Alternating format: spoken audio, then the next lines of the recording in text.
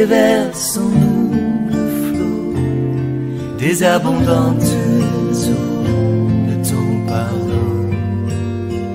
Viens inonder nos vies, restaure-nous, guéris ton Église.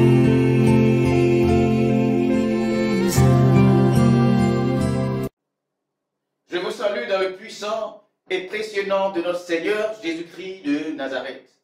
C'est pour moi un honneur et un plaisir de partager avec vous ce que le Seigneur m'a donné, ce que le Seigneur m'a confié. La première fois que j'ai rendu témoignage à l'Église, c'est par rapport à cette révélation que le Seigneur m'a donnée. Et je crois que cette révélation est une révélation, pour moi bien entendu, majeure. Car lorsque le Seigneur m'a parlé de ces choses, il m'a dit ceci: mon fils, c'est à toi qu'il m'a plu de révéler ces choses. Car à Moïse, je lui ai donné ces choses, mais Moïse n'a pas compris la teneur de ces paroles. Alors il s'agit donc bien entendu, d'une parole que le Seigneur va donner à son serviteur Moïse. Il s'agit donc de la création. Les 6 jours de création que Dieu présente dans la parole de Dieu. Il y a, n'est-ce pas, je dirais, aujourd'hui, 25 ans que le Seigneur m'a donné ces paroles. Et j'ai travaillé sur ces paroles. Et également, le Seigneur m'a donné d'autres paroles sur son Église. Et j'ai travaillé également sur ces choses-là. Je les ai écrites. Aujourd'hui, si je veux comptabiliser les écrits que j'ai faits, je dirais que j'ai plus de 50, voire même 100 livres à écrire, 100 livres à éditer, parce que tout ce que le Seigneur m'a dit, je les ai écrits. Et j'aimerais dire une chose aujourd'hui à l'Église.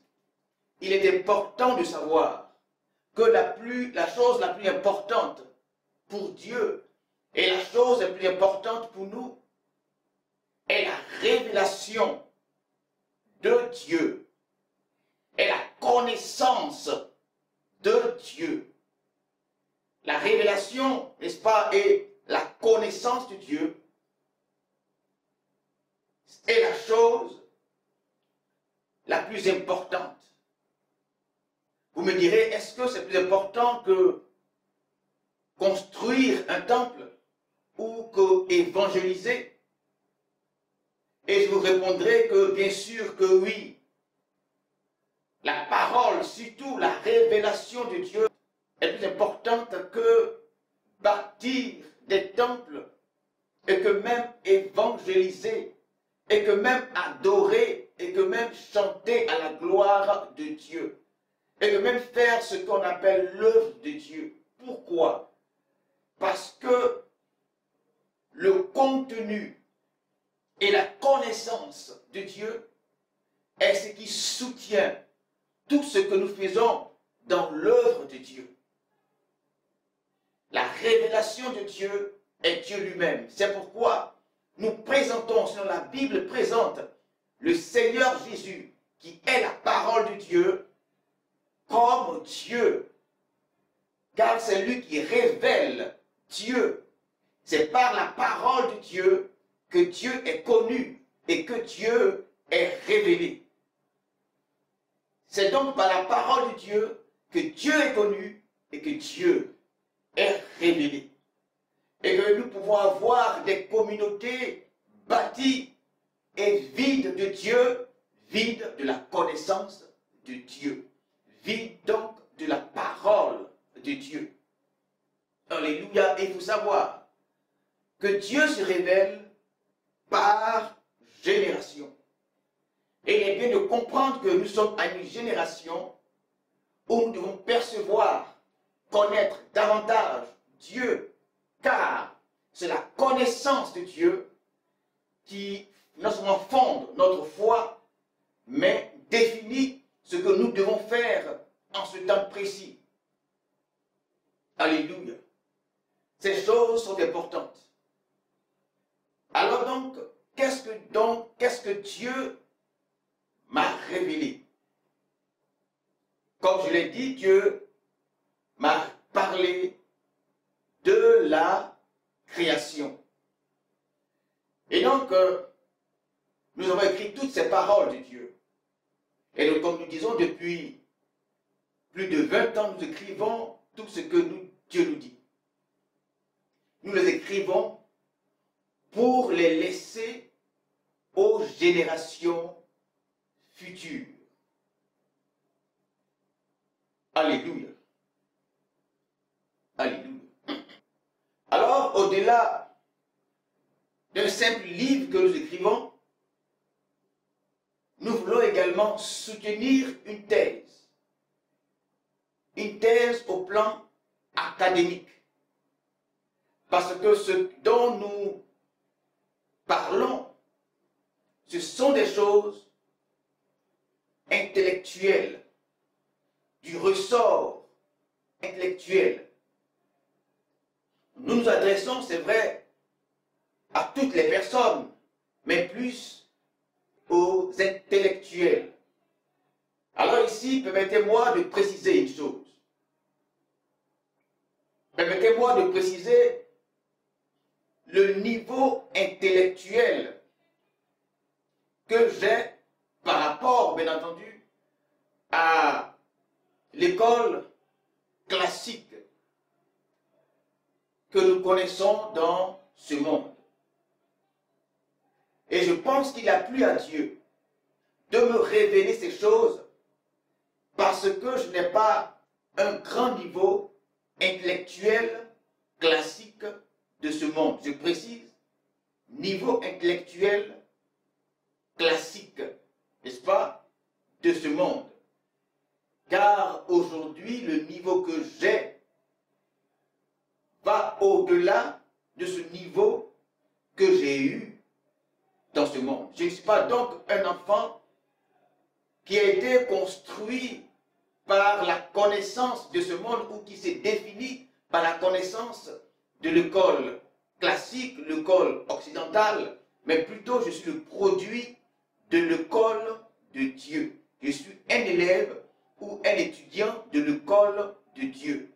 Et aujourd'hui, j'aimerais me comparer, n'est-ce pas, aux élites, je dirais, ou aux intellectuels de l'école classique de ce monde, donc l'école occidentale. Alléluia. L'école occidentale. Car je pense qu'il a plu à Dieu de me révéler ces choses à cause de la faiblesse du niveau intellectuel que j'ai eu dans ce monde. Parce que souvent lorsque je parle de ces choses, les gens me disent que c'est parce que j'ai appris ces choses à l'université. Mais pour moi, c'est une preuve de la réalité de Dieu. C'est une preuve, n'est-ce pas, que Dieu parle encore et Dieu enseigne les hommes et que Dieu instruit les hommes. Le niveau que j'ai, c'est le niveau court moyen, je dirais le niveau primaire. Je fais dans ce monde la classe, n'est-ce pas, de CM2. Mais les choses que je connais aujourd'hui va au-delà de ce niveau intellectuel que j'ai eu. J'aimerais préciser ces choses. Parce que souvent, lorsque je parle de ce dont je m'apprête à parler, l'on croit que ce sont des recherches particulières que j'ai faites dans des ouvrages ou que ce sont des choses que j'ai apprises, n'est-ce pas, dans des écoles universitaires. C'est par rapport à mon appel et par rapport à mon ministère qu'il a plu simplement au Seigneur de me révéler ces choses. Alléluia.